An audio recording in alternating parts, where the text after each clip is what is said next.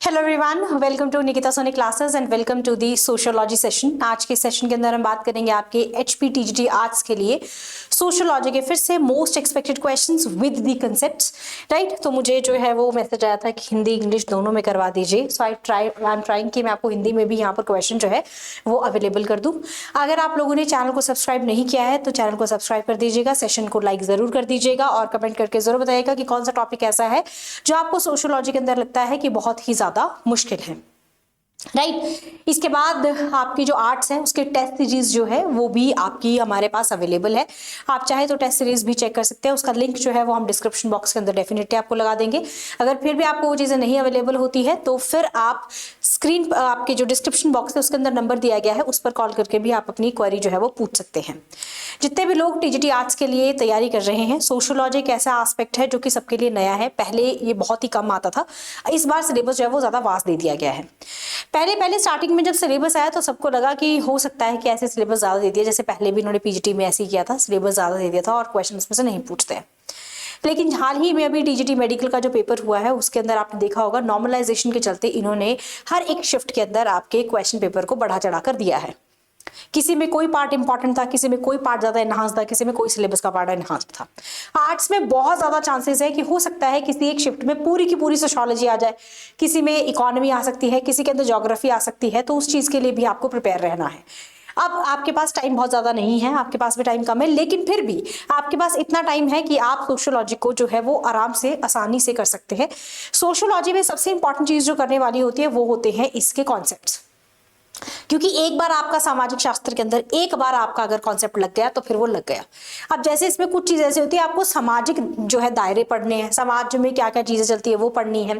अब क्योंकि इसके लिए कुछ थिंकर्स हैं जिन्होंने काम किया है, बस वो थिंकर्स को आपको उनके साथ लिंक करना है, वहां थोड़ा सा आपका क्वेश्चन ट्रिकी आ जाता है। अदरवाइज यहाँ पर पेपर जो होता है वो इतना ज्यादा ट्रिकी नहीं आते, इसके क्वेश्चन सिंपल होते हैं। लेकिन यहाँ से जो मोस्ट एक्सपेक्टेड क्वेश्चन बनते हैं वो बनते हैं आपके बुक्स के ऊपर, ईयर के ऊपर, उनकी आपकी फॉर्मेशन के ऊपर या फिर उनकी थ्योरी क्या थी। अगर एक कार्ल मार्क्स है तो वो क्या सोच रखते थे, ठीक है। कॉम्टे है तो कॉम्टे है वो क्या सोच रखते थे, ठीक है। उसके बाद आपसे पूछेंगे कि जो आपके वेबर है वो किस पे काम करते थे, तो वो भी आपको आना चाहिए। वो थोड़ा सा ऐसा टेक्निकल सा पार्ट है इसका, बस पर वो बेस है आपका। अगर वो आपको बहुत अच्छे से आ गया तो फिर आपको इतनी सारी चीजें इतनी ज्यादा मुश्किल नहीं लगेंगी, ठीक है। सोशियोलॉजी बहुत ज्यादा टफ सब्जेक्ट नहीं है, ये बहुत ही सिंपल सब्जेक्ट है, पर सिंपल है तो यहाँ पर चांसेस ज्यादा है कि गलतियां ज्यादा हो जाती हैं क्योंकि सिंपल सब्जेक्ट है, राइट। तो हम शुरू करेंगे आपका। अगर आपको यही चीज जो है, ये जो सेशन है हमारा, अगर आपको ये पीडीएफ की फॉर्म में चाहिए तो ये पीडीएफ की फॉर्म में आपको अवेलेबल हो जाएगा। आपको क्या करना है, आपको हमारे टेलीग्राम ग्रुप के साथ जो है वो जुड़ना है। टेलीग्राम चैनल है, डिस्क्रिप्शन बॉक्स के अंदर भी आपका इसका जो है लिंक दिया गया है। दिस इज द लिंक, आप इस पर जाकर यही सेशन पीडीएफ की फॉर्म में आपको अवेलेबल हो जाता है, राइट। सो टेस्ट सीरीज है जिसमें आपको टेस्ट जो है वो टोटल 10 मिलते हैं। आप चाहें तो डिस्क्रिप्शन बॉक्स में जाकर इनको इसमें आप एनरोल हो सकते हैं, राइट। चलिए, तो पहला क्वेश्चन है हमारे सेशन का, which of the following is the most essential characteristic of community according to MacIver and Page. अब ये जो आज के सेशन में हमने टॉपिक कवर किए हैं वो है आपके सिलेबस के अंदर बेसिक कंसेप्ट्स ऑफ सोशियोलॉजी, ठीक है, कि सोशियोलॉजी के जो है वो बेसिक कॉन्सेप्ट्स क्या है, जैसे कम्युनिटी क्या है, इंस्टीट्यूशंस क्या है, क्लास क्या है, उस पे आपके जो है आज के सेशन के क्वेश्चंस रहेंगे। तो ये कहते हैं कि इसके अंदर मैकाइबर और पेज के अनुसार समुदाय यानी कि जिसे आप कम्युनिटी कहते हैं उसकी सबसे आवश्यक विशेषता कौन सी है। आपको क्या लगता है कि सबसे इंपॉर्टेंट कैरेक्टर क्या होता है अगर कोई एक समुदाय बनता है? लीगल स्टेटस होता है उसका, रिटन लॉज यानी कानूनी स्थिति और लिखित कानून होता है उसके अंदर, या फिर वी फीलिंग एंड लोकैलिटी, हम की भावना कि हम सब एक है, उसकी भावना होती है उसके अंदर, और स्थानीयता कि लोकल है, हम लोग लोकल है, हमारी अपनी एक कम्युनिटी है, अपना समुदाय है। टेम्परेरी मेंबरशिप, अस्थायी सदस्यता, यानी कि वहां पर आप जो है उस कम्युनिटी में आज आप प्रेजेंट है, आज आप उसके मेंबर हैं, कल को आप उसके मेंबर नहीं रहेंगे। या फिर स्पेसिफिक, नैरो एंड ऑब्जेक्टिव, यानी कि विशिष्ट, संकीर्ण या फिर उद्देश्य, है ना, संकीर्ण उद्देश्य, नैरो ऑब्जेक्टिव्स, बहुत ज्यादा इसके वाइड नहीं होते, खुले विचार नहीं है, नैरो ऑब्जेक्टिव्स हैं, यानी जो है संकीर्ण उद्देश्य है और विशिष्ट है, स्पेसिफिक है, पर्टिकुलर है, सब पे ये नहीं चलता है। आपके हिसाब से मैकाइबर और पेज ये आपके थिंकर्स हैं जो जो समुदाय के बारे में बात करते हैं। तो वो क्या बोलते हैं कि एक जो भी समुदाय बनता है किसी भी पॉपुलेशन का, जब 4 लोग मिलकर अपनी कम्युनिटी बनाते हैं तो उस कम्युनिटी की जो सबसे इंपॉर्टेंट चीज होती है वो कौन सी होती है। बेसिकली आपसे सवाल ये पूछना चाह रहा है। इस क्वेश्चन का जो आंसर बनेगा that is your we feeling and locality. तो इसमें क्या होता है कि हम की भावना होती है ना, यही होता है ना। कम्युनिटी आपने देखा होगा, जाट कम्युनिटी, ये कम्युनिटी, वो कम्युनिटी कहीं पे भी हो, उनको क्या फीलिंग आती है कि अगर मेरा भाई, मेरी कम्युनिटी का भाई अगर कहीं और भी बैठा है तो क्या होता है, वी की फीलिंग आती है। अब और ज्यादा जो है वो मैं आपको और ज्यादा सिंप्लीफाई कर देती हूँ एग्जाम्पल के साथ। जैसे मान लो इंडिया के लोग जो होते हैं वो चले जाते हैं आपके कनाडा। अब इंडिया कम्युनिटी नहीं है, पहली बात है, सिर्फ मैं एग्जांपल दे रही हूँ आपको, समझ, इंडिया कम्युनिटी नहीं है, प्लीज ध्यान रखिएगा इस चीज को, मैं सिर्फ समझाने के लिए। या ऐसा आप ऐसा कर सकते हो कि जैसे अगर कम्युनिटी पे लेना, आप किसी भी समुदाय से अगर जो है वो संबंध रखते हैं, तो अगर आपको सेम समुदाय का, अपने ही समुदाय का व्यक्ति मिले तो आपको ऐसा लगने लगता है कि वो मेरा ही भाई है, मेरी ही बहन है ना, हम सब एक एरिया से हैं। तो वो हम की भावना होती है उसके अंदर, और उसके अंदर आपका जो है लोकेलिटी, यानी कि आप वहां के क्या है, लोकल लोग हैं, वो वाली फीलिंग आपको वहां पर दिखाई देती है। फिर आप सब भूल जाते हो कि वो कौन है, क्या है, आप उसे जानते हैं नहीं जानते हैं, दैट इज। तो समुदाय में जो मकाइवर और पेज है वो बोलते हैं कि स्पेसिफिक एरिया, लोकेलिटी की चीजें आपकी वहां पर रहती हैं, ठीक है। अब बाद में ये आता है कि और एग्जाम्पल्स क्यों नहीं है, क्योंकि जो ए और डी है आपका, राइट, ए और डी ऑप्शन जो है आपका, दैट इज लीगल स्टेटस और स्पेसिफिक नैरो वाली जो चीजें हैं, ये आपकी एसोसिएशंस हैं, फॉर्मल ग्रुप्स होते हैं आपके। तो कम्युनिटी जो है वो जनरली कंसीडर की जाती है परमानेंट लाइफ लॉन्ग कंटेक्स्ट के अंदर। जो कम्युनिटी होती है, समुदाय होता है, वो फिक्स होता है और वो परमानेंट होता है, वो चेंज नहीं होता है, इसलिए टेम्परेरी वाला ऑप्शन उसका नहीं हो सकता। नेक्स्ट क्वेश्चन है, पहला जो स्टेटमेंट है वो ये है, सोसाइटी एक वेब है ऑफ सोशल रिलेशंस, यानी कि समाज सामाजिक संबंधों का एक जाल है। क्या ये सही है? दूसरी स्टेटमेंट है, society exists only among the human beings, कि सिर्फ जो है आपके जो मनुष्य है, समाज केवल मनुष्यों के बीच ही मौजूद होता है। ये दो आपके पास कहावतें दी गई हैं। आपको बताना है इसमें से कौन सी सही है।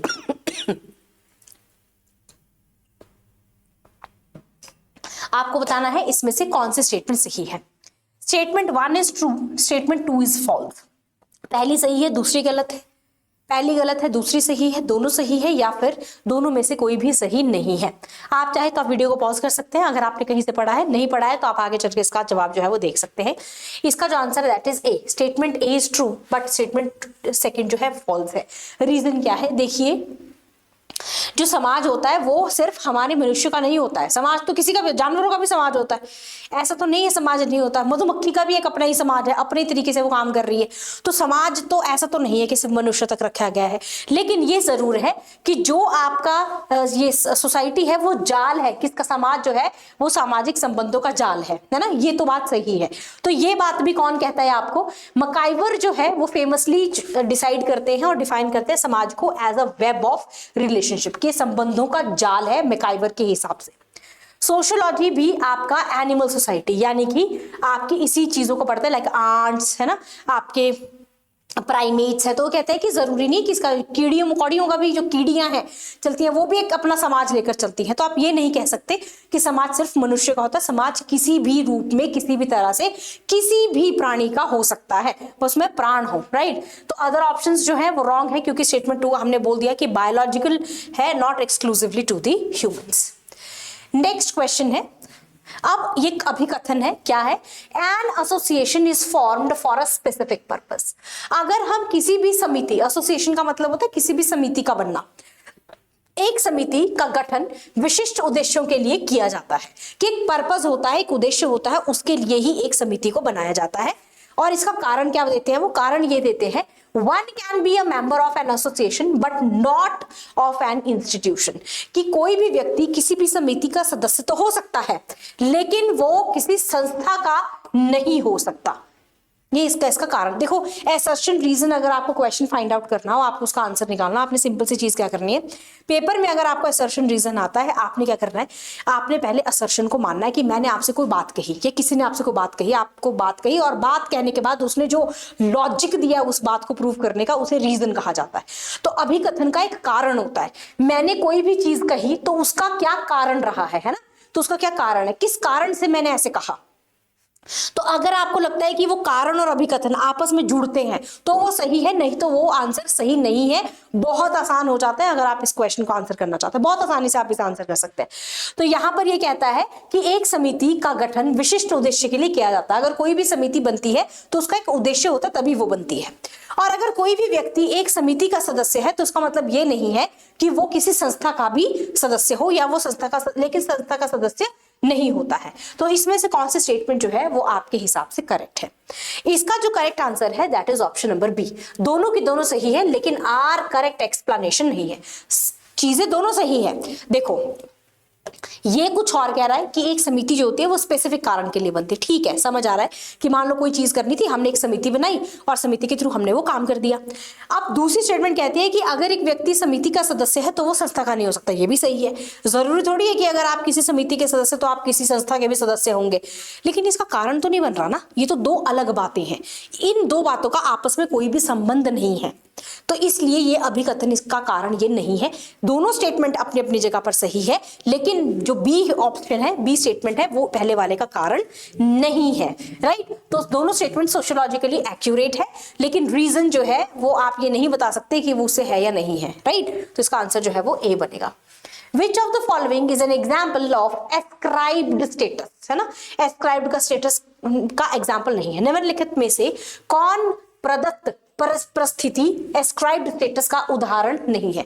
एस्क्राइब्ड का मतलब क्या होता है, पहले तो आपको ये पता होना चाहिए। देखिए स्टेटस जो होता है वो आपका कैसा है कि वो आपने खुद हासिल किया है या वो आपको आपके पुश्तैनी चीजों से मिला है। अब जैसे मान लो, जैसे हम पढ़ते हैं इतिहास के अंदर हमारे क्या होता है कि वो राजा था, राजा का आगे बेटा राजा बना, फिर उसका आगे बेटा राजा बना। तो ये कैसा है आपका, this is a kind of your, मतलब दिस इज लाइक कि आपका हेरिडिटरी है, ये आपने खुद हासिल नहीं किया है। लेकिन ऐसा भी होता है, फिर आपने ऐसा पढ़ा होगा कि एक व्यक्ति जो था वो पहले किसी का गुलाम था, लेकिन उसने अपने आप को मेहनत की या उसको मार दिया या कुछ भी करके फिर वो उस पद का राजा बन गया, उस साम्राज्य का राजा बन गया। तो वो पहले राजा नहीं था लेकिन अब वो राजा बन गया, उसने खुद कुछ ऐसे चीजें की जिससे वो राजा बन गया, तो उसे कहते हैं आपका एक्वायर्ड, है ना। तो इसमें से कौन सा जो है वो आपका एस्क्राइब्ड स्टेटस जो है वो आपका उदाहरण है? Which of the following is an example of ascribed, है ना। तो डॉक्टर, कास्ट, हस्बैंड या पॉलिटिकल लीडर, कौन सी ऐसी चीज है जो आपने एस्क्राइब की है या प्रदत्त परिस्थिति का जो है वो उदाहरण है? इसका आंसर बनेगा that is option number B, caste. Ascribed status जो होता है वो आपको जन्म के साथ ही मिल जाता है, एस्क्राइब्ड है, एक्वायर्ड नहीं है, एस्क्राइब्ड है, आपको आपके जन्म के साथ मिला है। राइट तो आपके जन्म के साथ आपको क्या मिलता है? कास्ट मिलती है आपको, है ना। जाति जो है वो आपको आपके जन्म के साथ मिलती है। रेस, एज, है ना, and is generally involuntary. Involuntary का मतलब होता है आपके हाथ में नहीं है, आप जिस जाति में पैदा हो गए बस वो हो गए, फिर अब उसमें आप अपनी जन्म के बाद आप अपनी जात नहीं बदल सकते, जाति को आप नहीं बदल सकते, तो that is called as ascribed. बाकी सब क्या है आपके, बाकी सब ऐसे है कि मान लो किसी के परिवार में कोई डॉक्टर नहीं है, उसने एमबीबीएस की कोचिंग ली तो डॉक्टर बन गया, तो ये तो एस्क्राइब्ड नहीं है, ये तो एक्वायर्ड है। हस्बैंड जो है वो कोई ऐसा थोड़ी है कि वो उसका हस्बैंड तो हमेशा उसका husband, this is called as acquired. शादी जिससे होगी वही उसका हस्बैंड बनेगा, तो ये भी एक्वायर्ड है। पॉलिटिकल लीडर जो है वो भी नहीं हो सकता। राजनीतिक नेता क्यों नहीं हो सकते? क्योंकि मान लो कोई परिवार में राजनीति में नहीं गया था, कोई व्यक्ति अब चला गया है, अब उसका जो है वो अच्छा करियर बन गया है, तो ऑब्वियसली फिर वो आपका एस्क्राइब्ड नहीं है, एक्वायर्ड है, मतलब उसने खुद हासिल किया है अपनी मेहनत से। नेक्स्ट क्वेश्चन है, when a person finds it difficult to fulfill the expectations of two or more different roles simultaneously। पहले तो ऐसा समझते हैं, देखिए रोल और स्टेटस में फर्क होता है। रोल का मतलब होता है आपको क्या रोल दिया गया है ना, या आपका क्या रोल किसे कहते हैं, मतलब क्या बोल सकते हैं आप, अभिनय, है ना। रोल दिया गया है आपको, एक आप एक्टर क्या करते हैं, रोल करते हैं। तो अब वो रोल है, अब कोई भी एक व्यक्ति है, अगर उसे मुश्किल आ रही है, इफ इट इज डिफिकल्ट, अगर उसे बहुत प्रॉब्लम आती है कि वो दो रोल एक साथ नहीं निभा सकते, वो एक अच्छा व्यक्ति नहीं बन सकता। अगर वो एक अच्छा व्यक्ति है तो वो एक अच्छा जॉब पर्सन नहीं है ना। मान लो एक ऑफिसर है, कोई भी एक ऑफिसर है, या कोई एक ऑफिसर छोड़िए, आप ऐसा ले लीजिए कोई एक व्यक्ति है, कोई एक पुरुष है या कोई एक महिला है जो कि एक अच्छी बेटी तो बन सकती है लेकिन एक अच्छी माँ नहीं बन पा रही है, एक पति है जो अच्छा पति तो बन पा रहा है लेकिन एक अच्छा बेटा नहीं बन पा रहा। तो वो दो रोल को जब एक साथ साइमल्टेनियसली, उसको बहुत मुश्किल आती है साइमल्टेनियसली बीइंग अ जज and a father at the same time, कि ना तो वो अगर वो जज बनेगा, है ना, या तो वो न्याय ही कर सकता है या वो पिता ही बन सकता है। ऐसी स्थिति को क्या कहा जाता है या ऐसी चीज को क्या बोलते हैं? जब किसी व्यक्ति को एक साथ दो या अधिक भूमिकाओं की अपेक्षाओं का पूरा करना कठिन लगता हो, जैसे कि एक न्यायाधीश का, एक ही समय पे आप न्यायाधीश भी काम करना है और पिता होने का फर्ज भी आपको निभाना है, तो आप इसे क्या कहेंगे? आप इसे भूमिका तनाव कहेंगे, भूमिका संघर्ष कहेंगे, भूमिका ग्रहण कहेंगे या भूमिका पुंज कहेंगे? यानी इंग्लिश में हम इसे कहते हैं role strain, role conflict, role taking या रोल सेट। क्या कहेंगे आप इसे? उसे क्या हो रहा है, क्या प्रॉब्लम आ रही है उसको? तो इसका जो आंसर बनेगा दैट इज रोल कन्फ्लिक्ट। उसका क्या हो रहा है? आपका भूमिका संघर्ष है। उसको नहीं समझ आ रहा है कि वो न्यायाधीश की तरह काम करे या फिर वो एक पिता की तरह काम करे। तो तनाव तो नहीं है, कन्फ्लिक्ट है। दो चीजों में उसको नहीं समझ आ रहा है कि पहले कौन से रोल को आगे लेकर आना है। That is called as your role conflict. Role strain कब होता है? Within a single status, है ना। रोल स्ट्रेन किसे कहते हैं? अभिनय तनाव किसे कहते हैं? तनाव का मतलब होता है जैसे आपको एक स्टेटस है ना, उसको मेंटेन करना ही मुश्किल हो जाए जब आपको, that is called as role आपका स्ट्रेन, है ना, रोल स्ट्रेन कहते हैं। रोल टेकिंग जो है वो एक साइकोलॉजिकल प्रोसेस है, मतलब मानसिकता से जुड़ा हुआ है। और रोल सेट जो होता है वो एरे ऑफ रोल्स है which are attached to one status. यानी कि जैसे मान लो अब मैं आपको पढ़ा रही हूँ, है ना, तो अब मैं पढ़ा रही हूं तो मेरे साथ ना ऑटोमेटिकली कुछ रोल जुड़ जाता है कि वो एक टीचर है तो उसको ये करना पड़ेगा, टीचर को ये करना ही पड़ता है, वो करना ही पड़ता है। जब आपके एक स्टेटस के साथ अनकही चीजें, अनसेड रोल्स, अनसेड ड्यूटीज, जो ना कही अनकहे जब आपको आपकी ड्यूटीज आपकी आने लग जाए, आपको बोला नहीं किसी ने लेकिन वो आ जाती है साथ में, तो आप उसे क्या कहते हैं? You call it as role set, है ना। तो वो किसी भी एक स्टेटस के साथ आपको ऑटोमेटिकली आ जाता है। जैसे कि आप बड़े भाई हैं, बड़े भाई को जो है वो त्याग करना ही पड़ता है। अब आपको ये थोड़ी बताया था कि इसलिए आप बड़े भाई बन जाओ तो आपको त्याग करना पड़ेगा, तो आपको कभी भी पता चलाओ लेकिन आपको करना पड़ेगा। अब वो करना नहीं करना है, करना वो अलग चीज है, लेकिन आपके साथ एक रोल सेट आया है, आपके अभिनय के साथ, आपके स्टेटस के साथ आपको ये चीज ऑटोमेटिकली आ गई है। That is called as role set, right. Next concept, next question, the concept of role set was introduced by, किसने बताया था रोल सेट के बारे में कि ऐसी कोई चीज होती है? भूमिका पुंज की अवधारणा किसके द्वारा दी गई थी? मर्टन, लिंटन, पार्सन्स या फिर आपके मीड? किसने कहा था ये सारी चीजें आपकी? तो इसका जो आंसर बनेगा that is option number A, Merton ने कहा था रोल सेट के बारे में कि एक कॉम्प्लीमेंट है रोल रिलेशनशिप का। किसी भी संबंध में, किसी भी रिश्ते में जब आप जाते हैं तो उसमें आपके occupying a particular social status, कोई भी स्टेटस अगर आपके पास आ चुका है तो अब आपसे ये माना जाएगा कि आप एक टीचर हैं तो आपको ये करना पड़ेगा, आप एक डॉक्टर हैं तो आपको सेवा करनी पड़ेगी, आप एक व्यक्ति नहीं रह जाते फिर, है ना। आपके साथ बहुत सारी चीजें, बहुत सारे रूल्स जो होते हैं वो जुड़ जाते हैं। दूसरा ऑप्शन क्यों नहीं कि जो लिंटन है वो स्टेटस और रोल के बीच की बात करते हैं, ना, वो आपको स्टेटस की बात भी करेंगे और वो आपके रोल की बात भी करेंगे। उसके बाद जो पार्सन्स हैं, पार्सन्स जो होते हैं they work on the sick role, और मीड जो है उन्होंने फोकस किया था on the development of the self, वो अपने सेल्फ के बारे में बात करते हैं, तो इनका बात जो है रोल सेट के साथ नहीं है। Which of these is the best described as an institution rather than an association? इसमें से, निम्नलिखित में से किसे समिति के बजाय संस्था के रूप में बेहतर वर्णित किया जा सकता है कि वो संस्था ज्यादा है पर वो एक समिति नहीं है?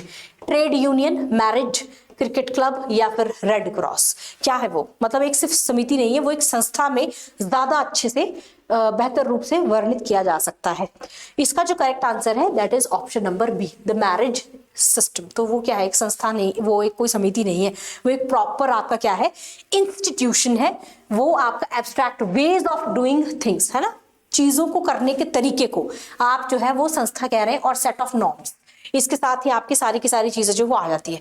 मैरिड, शादी, उसमें एक प्रोसीजर है, राइट, और स्पेसिफिक फैमिली जो है वो एक ग्रुप की तरह आपका काम करता है। बाकी सारे रोल जो है वो समितियों की तरह है।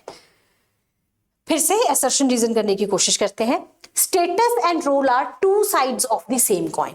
वो कहते हैं कि जो आपका परिस्थिति है और आपकी भूमिका है, मतलब आपका रोल है, वो एक ही सिक्के के दो पहलू हैं। स्टेटस एक पोजीशन है किसी भी सोशल सिस्टम के अंदर, है ना, सामाजिक दायरे के अंदर अगर आप जाते हैं तो समाज में जो स्टेटस है वो एक पद है और जो रोल है वो बिहेवियरल एस्पेक्ट है। भूमिका उस पद का व्यवहारिक पक्ष है कि आपका स्टेटस जो है, जो भी आपका स्टेटस होगा उसके हिसाब से आपकी भूमिका तय की जाएगी। वो ये कहना चाह रहा है और वो कहता है कि वो एक ही सिक्के के दो पहलू हैं, क्योंकि जो स्टेटस होगा स्टेटस के साथ हमेशा आपका रोल भी आएगा कि आपको उसके अंदर क्या क्या रोल निभाना है वो। इसका जो करेक्ट आंसर है B, that is both A and B are correct, both are true and R is the correct explanation. ऐसा होता है और इसके बारे में बात करते हैं आपके रैल्फ लिंटन। ठीक है, लिंटन जो है वो आर्ग्यू करते हैं स्टेटस को एक स्ट्रक्चरल पोजीशन है, रोल जो है वो एक्टिंग है, डायनामिक है। मतलब कि आप देखो जो स्टेटस है वो स्टैटिक है, वो जो स्टेटस आपको मिल गया वो मिल गया, अब वो वैसे ही रहेगा। रोल जो है वो एक ऐसा अभिनय है जो कि पोजीशन के हिसाब से आता है, दैट इज डायनामिक, वो आपका बदलता रहता है और ये एक दूसरे से इनसेपरेबल है, आप इन्हें दोनों को अलग नहीं कर सकते। बाकी जो सारी की सारी चीजें हैं वो आपके अच्छे से इनको डिफाइन करती है। नेक्स्ट जो क्वेश्चन बनता है आपका यहां से, that is Ferdinand Tonnies used the term Gesellschaft. ठीक है, गेसेलशाफ्ट इसे कहते हैं टू डिस्क्राइब। क्यों किया उन्होंने टर्म गेसेलशाफ्ट को यूज? टोनीज जो है वो गेसेलशाफ्ट वर्ड यूज करते हैं, शब्द का प्रयोग किसके लिए, किस चीज के लिए किया था? रूरल इंटीमेट कम्युनिटी लाइफ के लिए, urban impersonal society based on contract के लिए, a group with common ancestry के लिए, या फिर रिलीजियस इंस्टीट्यूशन के लिए? किस चीज के लिए इन्होंने यहाँ पर इंटीमेट आपका जो गेसेलशाफ्ट है उस वर्ड को यहाँ पर यूज किया गया था?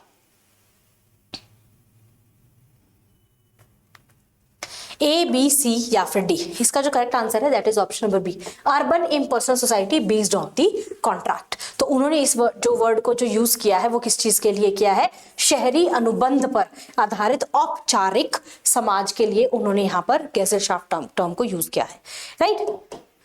Status that dominates all other statuses and determines a person's general position in a society is called as, क्या कहते हैं उसे? एक ऐसी परिस्थिति जो अन्य सभी परिस्थितियों पर हावी हो जाती है, एक ऐसी परिस्थिति जो किसी भी परिस्थिति पे हावी हो जाएगी और वो व्यक्ति की सामाजिक पहचान निर्धारित कर देती है, तो उसे हम क्या कहते हैं?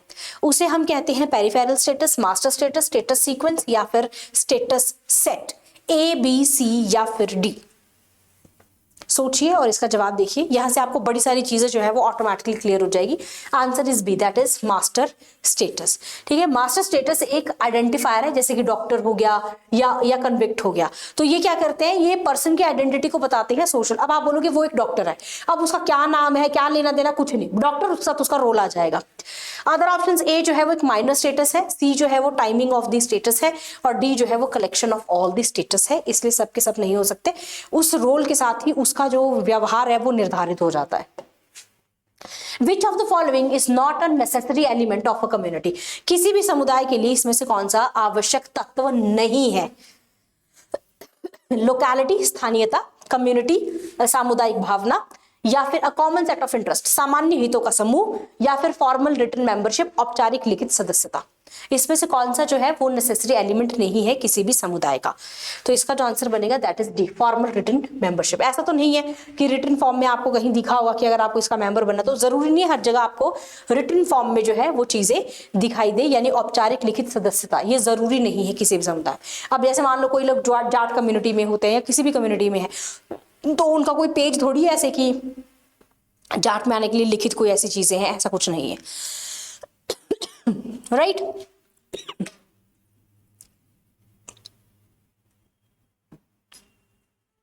चलिए नेक्स्ट क्वेश्चन है, सोशियोलॉजी सामाजिक शास्त्र के अंदर रोल रेफर्स टू, रोल किसे कहते हैं? सामाजिक शास्त्र के अंदर भूमिका का अर्थ क्या है? भूमिका किसे कहते हैं? The social position of an individual, व्यक्ति का एक सामाजिक पद जो है वो उसकी भूमिका है। Behavioural expectations associated with status, किसी भी परिस्थिति में व्यवहारिक से जुड़ी हुई व्यवहारिक अपेक्षाएं कि अगर वो ऐसा तो उसको तो ऐसा बिहेव करना ही पड़ेगा, उसे रोल कहते हैं। Prestige attached to a job, नौकरी से जुड़ी हुई प्रतिष्ठा, उसे रोल कहते हैं। या इनेट पर्सनालिटी ऑफ अ पर्सन, व्यक्ति का जन्मजात व्यक्तित्व, किसे रोल कहा जाता है? भूमिका किसे कहेंगे हम? ए, बी, सी या फिर डी? इसका जो करेक्ट आंसर है the behavioural expectations associated with the status. अगर आप किसी भी रोल, हमने क्या पढ़ा था पहले पीछे कि वो डायनामिक होता है, जो आपका स्टेटस होगा, जो आपका पद होगा उसके साथ आपका रोल आएगा, तो ऐसा कुछ नहीं है। तो भूमिका जो होती है वो हमेशा किससे जुड़ी होती है, आपकी ये परिस्थिति है जो आपकी व्यवहारिक अपेक्षाओं से जुड़ी होती है। मतलब रोल जो होता है it refers to the behavioural expectations associated with the status. अब फिर से असर्शन रीजन वाला क्वेश्चन है। असर्शन कहती है कास्ट जो है वो एक क्लोज्ड सिस्टम है of a social stratification. Stratification का मतलब क्या होता है, ऐसे लेयर बनती है ना। तो जो जाति सामाजिक स्तरीकरण की एक बंद व्यवस्था है। स्तरीकरण का मतलब हुआ, जैसे हम ऐसे लिखते हैं शूद्र, शूद्र के ऊपर वैश्य, वैश्य के ऊपर क्षत्रिय, क्षत्रिय के ऊपर ब्राह्मण। तो ये क्या बना देते हैं हम, क्रोनोलॉजी बनाते हैं कि सबसे टॉप पे ब्राह्मण है, फिर क्षत्रिय है, फिर वैश्य, फिर शूद्र है। तो इसे कहते हैं लेयरिंग, इसे कहते हैं स्ट्रैटिफिकेशन। तो ये कहते हैं कि जो जातिवाद है वो एक आपका बंद व्यवस्था है, खुली व्यवस्था नहीं है, बंद व्यवस्था है। और ये किसके अंदर आती है, आपकी स्तरीकरण के, इसकी स्तर बनाते हैं हम, हमेशा सामाजिक स्तर बनाते हैं। उसमें जो आपकी कास्ट सिस्टम है वो कैसी है, एक बंद व्यवस्था है। In a caste system status is achieved through individual merit. और किसी भी जाति सिस्टम के अंदर, ठीक है, जाति व्यवस्था में परिस्थिति व्यक्तिगत योग्यता से प्राप्त। स्टेटस तो अगर आपको लेना है, व्यक्तिगत परिस्थिति आपको लेनी है, तो फिर वो अचीव होगी इंडिविजुअल मेरिट, वो व्यक्ति की अपनी एक योग्यता के हिसाब से होती है। ए ट्रू, बी फॉल्स, दोनों सही है, दोनों गलत है, या ए गलत है, आर सही है, ए बी सी। ऐसे सवाल आपको आपके टीजीटी के पेपर में मिलेंगे। ऐसे क्वेश्चन सॉल्व करने आपको आने चाहिए। Answer is A true but R is false. Caste closed ही सिस्टम होता है क्योंकि आप अपनी जाति को नहीं बदल सकते, उसे बंद व्यवस्था कहते हैं। खुली व्यवस्था उसे कहा जाता है जिसमें आप अपनी चीजों को बदल सकते हैं, राइट। कास्ट एस्क्राइब्ड है by birth, not achieved by the merit. तो आप मेरिट से अचीव उसे नहीं करते हैं, और क्योंकि मेरिट से अचीव नहीं करते हैं तो दूसरी स्टेटमेंट आपकी ऑटोमेटिकली गलत हो जाती है। The distinction between in group and out group was introduced by। अंत समूह मतलब इन ग्रुप और बाह्य समूह का अंतर किसने दिया, कौन बताता है इंसर्जर? चार्ल्स कूले, समनर या सनर, डुरखाइम या फिर वेबर। कौन बताता है इन ग्रुप और आउट ग्रुप के बारे में? A B C D. Correct answer is option number B, that is B Sumner. तो इन्होंने जो है वो आपका बुक लिखी है in his book, that is Folkways to explain the we versus they mentality. और मैं फिर से आपको बता देती हूँ एक चीज, कई बार सवाल आपको एक्सप्लेनेशन से आता, हो सकता है आपसे पूछा जाए कि समर ने किस किताब के अंदर इन ग्रुप और आउट ग्रुप के बारे में बात की थी, तो आंसर होगा बुक योर फोक्स वे। ठीक, अदर ऑप्शंस क्यों नहीं है, क्योंकि कूले जो है उन्होंने प्राइमरी सेकेंडरी ग्रुप के बारे में बात की थी, और डुरखाइम तो बात ही सॉलिडारिटी की करते हैं, मतलब आपकी एकता की बात करते हैं। Which of the following is an example of an association? इसमें से कौन सा एग्जाम्पल जो है वो समिति का है? फैमिली, पॉलिटिकल पार्टी, रिलीजन या फिर the neighbourhood? A B C या फिर डी? इसका जो करेक्ट आंसर है that is option number B, a political party, है ना। तो पॉलिटिकल पार्टी जो है वो एक आपकी संस्था की तरह काम करती है। व्हाट, संस्था ही है ना, संस्था ही पूछा था हमसे, नहीं समिति पूछा था, है ना। तो जो आपकी वो है पॉलिटिकल पार्टी, वो एक समिति है, संस्था नहीं हो सकती, इंस्टीट्यूशन नहीं है। What is the role distancing? भूमिका दूरी किसे कहते हैं या क्या है? भूमिका दूरी क्या है? Quitting a job due to stress, तनाव के कारण अगर आप नौकरी छोड़ देते तो आप उसे रोल डिस्टेंसिंग कहते हैं।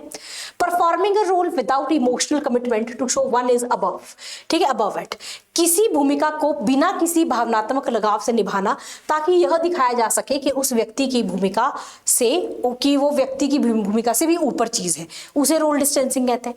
Moving from one status to another, एक परिस्थिति से दूसरी परिस्थिति में जाना। The conflict between two roles, दो भूमिकाओं के बीच में संघर्ष, किसे कहेंगे आप? Role distancing. दूरी किसे कहते हैं? भूमिका दूरी आप किसे कहेंगे?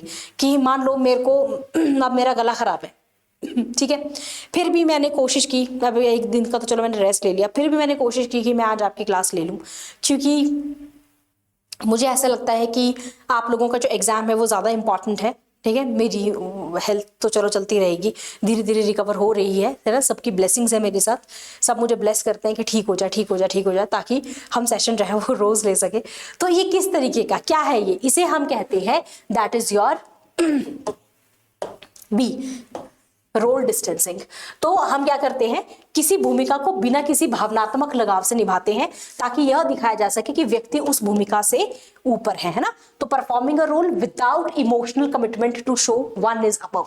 तो हम ऐसा नहीं शो करते कि कौन अलग है। अब मेरा वाला एग्जांपल जो है वो थोड़ा सा कॉन्ट्राडिक्टरी हो सकता है यहाँ पर, बट बात वही है, भावना समझो, ठीक है, फीलिंग समझो कि हम क्या करते हैं, हम किसी भी चीज को बिना इमोशन के भी निभा लेते हैं ताकि हमें ये लगता रहे कि हम ये बता सके कि वो उससे ऊपर है ना। तो मतलब रोल में दो आपकी भूमिकाओं के बीच में क्या है, दूरी है। According to Durkheim, organic solidarity is found in, ठीक है, सावयवी एकता दुर्खाइम के वजह से कि अनुसार कहां पर पाई जाती है? स्मॉल, छोटे, होमोजीनस ट्राइबल। होमोजीनस का मतलब होता है एक जैसी, एक जैसी जब ट्राइबल है, छोटे सरल जनजातीय समाजों में आपको ऑर्गेनिक दिखाई देगी। Modern societies with high division of labour, उच्च श्रम विभाजन वाले आधुनिक समाजों में आपको दिखाई देगी। Societies with no legal system, ऐसे समाज जिनमें कानूनी व्यवस्था जो है वो नहीं होती है। या फिर societies that are based purely on kinship, केवल नातेदारी आधारित समाजों के अंदर ही आपको ये ऑर्गेनिक सॉलिडारिटी दिखाई दे। दो तरह की सॉलिडारिटी की बात करता है ये दुर्खाइम। मुझे कमेंट सेक्शन में बताना आपने कौन कौन सी पढ़ी है। दो सॉलिडारिटीज होती है जिसके बारे में दुर्खाइम जो है वो बात करता है।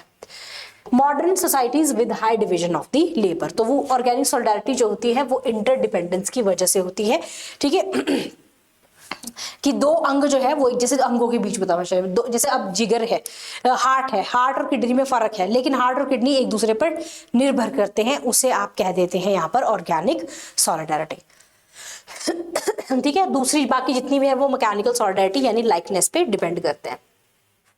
Which concept refers to the total collection of statuses a single person occupies? एक व्यक्ति द्वारा एक ही समय पे धारण की जाने वाली सभी परिस्थितियों के योग को क्या कहते हैं? Status set, status sequence, status crystallisation, status symbol. Hindi में भी बता देती हूँ, परिस्थिति पुंज, परिस्थिति क्रम, परिस्थिति स्फटिकरण या फिर आपका परिस्थिति प्रतीक, क्या कहेंगे आप उसे? इसका जो करेक्ट आंसर है that is option number A, status set. It is all the position that is sister, student, employ, ये सब एक ही टाइम पे जब आप निभा रहे तो आप उसे स्टेटस सेट कहते हैं। असर्शन है, सोसाइटी जो है वो एक एब्स्ट्रैक्ट है, समाज अमूर्त है। दूसरी रीजन क्या है? Society is a system of relationships and not a collection of individuals, कि जो आपका समाज है वो संबंधों का से बनी हुई एक व्यवस्था है, ना कि व्यक्तियों का समूह है। इसमें से कौन सी स्टेटमेंट आपको जो है वो सही लगती है? तो एक असर्शन है, एक रीजन है, मतलब एक बात कही गई है और बात को पूर्ण करने के लिए उसका एक कारण भी दिया गया है। इसका जो करेक्ट आंसर है दैट इज दोनों सही है, लेकिन और आर जो है वो अच्छे से उसको एक्सप्लेन करता है, ठीक है। तो वो किसी व्यक्ति के बारे में बात नहीं करता। समाज किसी ऐसा थोड़ी किसी एक व्यक्ति का समाज है, समाज तो सबके लिए एक जैसा ही होता है। The concept of the sick role was developed by, sick role का कंसेप्ट किसने जो है वो उत्पन्न किया था या किसने विकसित, अवधारणा किसने विकसित की? किसकी? बीमार की भूमिका। Talcott Parson, Karl Marx, August Comte या फिर जॉर्ज सिमल। ए बी सी डी, किसने बताया आपको सिक रोल के बारे में? The concept of sick role, answer is option number A, that is Talcott Parson. Parson describe करते हैं expectations, describe the expectation society has for the someone who is ill, है ना। अगर कोई बीमार है तो उसको कैसे बिहेव करना है ये भी आपको समाज में बताता है, ठीक है। अगर कोई बीमार व्यक्ति आपको हंसता हुआ दिखाई दिया तो आप क्या बोलोगे? ऐसा तो बोलता बीमार है पर ये तो हंस रहा है। तो आप ये देखो कि जब आप बीमार हो तो भी आपकी क्या है, आपके साथ क्या है, उम्मीदें हैं कि बीमार है तो बीमार की तरह जो है वो रिएक्ट करे। ऐसा ना हो वो बीमार है और वो हंस रहा है तो आपको लगेगा ये तो हंस रहा है, ये कहां से बीमार है। आधी से ज्यादा जो समाज है ना वो इसी बेस पे चलता है, which is wrong. Which of the following is the key difference between association and community? समिति और समुदाय के बीच में मुख्य अंतर क्या है? कम्युनिटी वॉलंटियर है, मतलब आप किसी भी समुदाय में अगर जाना चाहते हो तो वॉलंटियर है। एसोसिएशन इनवॉलंटरी है, समिति जो होती है वो इनवॉलंटरी, आप अपनी इच्छा से नहीं जा सकते। एसोसिएशन का एक स्पेसिफिक इंटरेस्ट है, कम्युनिटी का जनरल इंटरेस्ट है। कम्युनिटी टेम्परेरी है, एसोसिएशन परमानेंट है। एसोसिएशन जो है वो वी फीलिंग पे है, कम्युनिटी जो है वो कॉन्ट्रैक्ट बेस पे है। अब अगर आपने पीछे से सारी चीजें बहुत ध्यान से पढ़ी होगी तो इसका आंसर देने में आपको प्रॉब्लम नहीं आएगी। इसका जो correct answer that is option number B. Association का, समितियों का हमेशा एक स्पेसिफिक इंटरेस्ट होता है, जबकि कम्युनिटी जो होती है उसका कोई जनरल इंटरेस्ट, उनका कोई स्पेसिफिक इंटरेस्ट नहीं होता, वो सब जनरली जो है उनका एक वो आपका चलता है, इंटरेस्ट चलता है। Status acquired by a person through their own efforts, अपने एफर्ट, अपनी स्किल की वजह से, अपनी चॉइसेस की वजह से, अपनी मेहनत से जब कोई पर्सन कोई भी चीज को एक्वायर करता तो आप उसे क्या कहते हैं? Ascribed, achieved, stationary, involuntary. देखिए अब तो मैं आशा करती हूँ कि सेशन के एंड तक पहुंचते पहुंचते आपको ये वाले टर्म्स तो ऑटोमेटिकली क्लियर हो जाने चाहिए। इतना ज्यादा हमने इसके बारे में पढ़ लिया कि अब यहाँ पर अगर गलती हो रही है तो फिर तो मतलब दोबारा से सेशन देख लेना। इसका आंसर जो है दैट इज अचीव्ड स्टेटस। आपने अपनी स्किल के हिसाब से अचीव किया है तो अचीव है, अगर आपको पिताजी से मिला तो वो एस्क्राइब्ड है। A set of rules and procedures that govern a particular area of social life is called as, है ना, एक पर्टिकुलर, जैसे कि नियम और प्रक्रियाओं का वह सेट जो सामाजिक जीवन के किसी क्षेत्र को नियंत्रित करता है। जैसे शादी है तो शादी में आपको ऐसे बिहेव करना है, आप लड़की है तो आपको ऐसे बिहेव करना है, आप लड़के हैं तो आपको ऐसे बिहेव करना है, जब आप हस्बैंड बन गए तो आपको ऐसे बिहेव करना है। अगर किसी क्षेत्र में ऐसी चीजों से क्या कहते हैं? एसोसिएशन, इंस्टीट्यूशन, एग्लोमेरेशन या स्टेटस सेट, समिति, संस्था, भीड़ या परिस्थिति पुंज। इसका जो करेक्ट आंसर है that is option number B, institution. उसे हम क्या कहते हैं? We call it as institution, संस्था। वही तो बताती है शादी में ऐसे होता है, शादी में ये होना चाहिए, शादी में ऐसे करना चाहिए, शादी लड़की वाले नहीं नाच सकते, लड़के वाले नाच सकते हैं, ब्ला ब्ला जो भी है वो सब क्या है? वो आपका समाज बताता है आपको कि अगर शादी होनी तो ये चीजें वहां पर होनी चाहिए। पहली स्टेटमेंट है social rules can change without change in the status. किसी भी सामाजिक भूमिकाएं, कोई भी सामाजिक भूमिकाएं हैं उनकी परिस्थिति बदले बिना बदली जा सकती है। सामाजिक भूमिकाएं परिस्थिति बदले बिना बदली जा सकती है। Status is always higher in prestige than a role. कोई भी परिस्थिति जो होती है वो हमेशा भूमिका से अधिक प्रतिष्ठित होती है। सही है ये?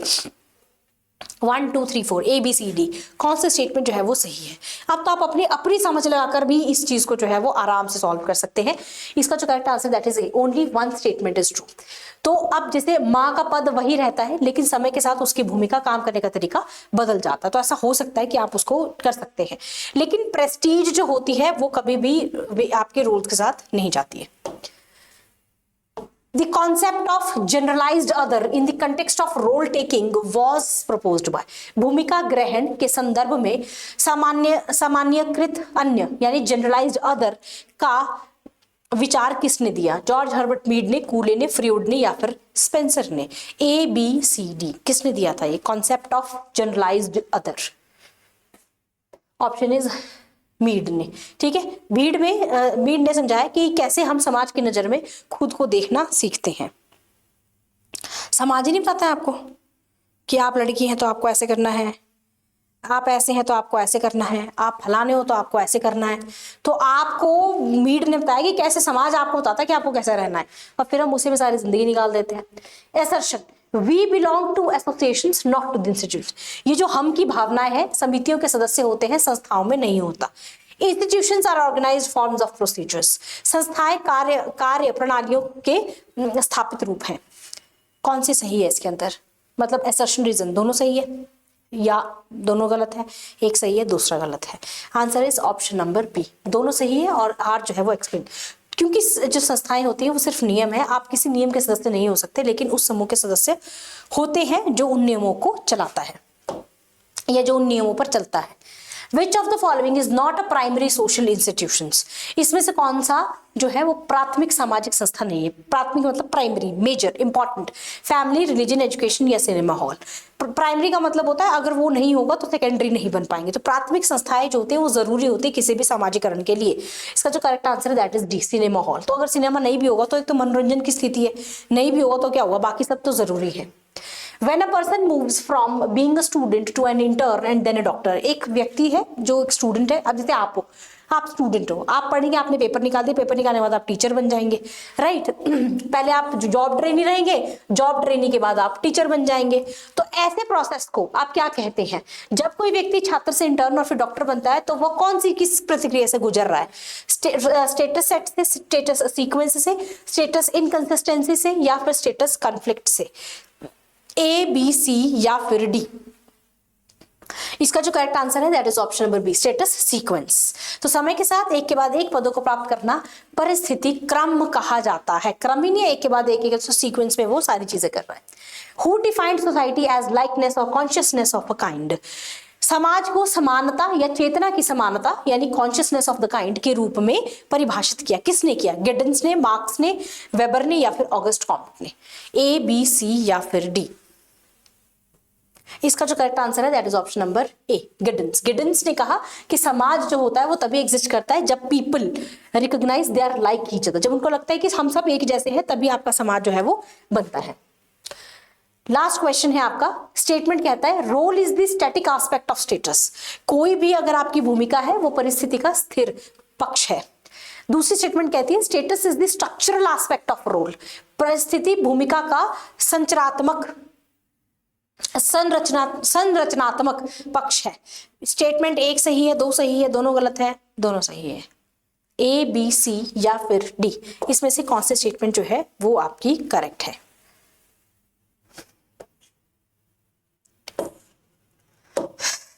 सो ये रहा आपका होमवर्क क्वेश्चन। सो ये जो आपका क्वेश्चन है this is your homework question.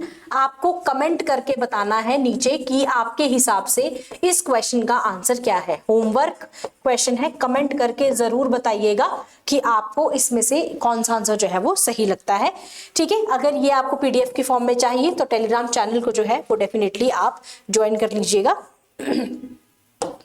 Right, सो ये रहा आज का आपका सोशियोलॉजी के कुछ इंपॉर्टेंट क्वेश्चंस जो आपको बेसिक कंसेप्ट्स आपके उसमें सिलेबस में दिया गया, आप जाके चेक कर सकते हैं। वो वाला टॉपिक मैंने आपको यहाँ से करवा दिया। इसमें जो इंपॉर्टेंट आपके थिंकर है वो भी मैंने आपको क्वेश्चंस के थ्रू ही करवा दिए हैं। अब हम नेक्स्ट डे जो है कल हम किसी और टॉपिक पे बात करेंगे और मैं कोशिश करूंगी कि पहले उन टॉपिक्स को कर लूँ जहाँ से क्वेश्चन आने के चांसेस ज़्यादा है। वैसे तो हम नहीं बता सकते, देखो सब कुछ ही पूछ रहे हैं वो, लेकिन फिर भी कुछ चीज़ें होती है जो बहुत ही ज़्यादा ज़रूरी होती है। तो मैं चाहती हूँ कि पहले मैं उन चीज़ों को कर लूँ जो एक्सट्रीमली इंपॉर्टेंट है आपके पेपर के लिए। उसके बाद हम ये जो ऐसी ऐसी चीजें होती हैं उनको हम बाद में भी कर सकते हैं।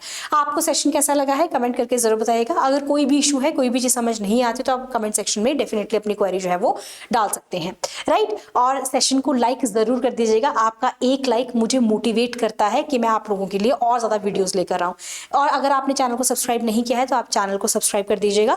ऐसी और वीडियोस जो है वो मैं आपके सामने आपके समक्ष लाती रहूंगी। और थैंक यू सो मच, आप लोग जो है वो वीडियो को इतना प्यार देते हैं, इतना ज्यादा आप सपोर्ट करते हैं। आप लोगों के कमेंट्स जो होते हैं वो मुझे बहुत ज़्यादा मोटिवेट करते हैं, इंस्पायर करते हैं कि मैं आप लोगों के लिए कुछ ना कुछ बेहतर हर एक दिन आपके लिए कोई ना कोई चीज़ जो है वो बेहतर लेकर आऊँ। तब तक के लिए bye bye everyone, take care, bye.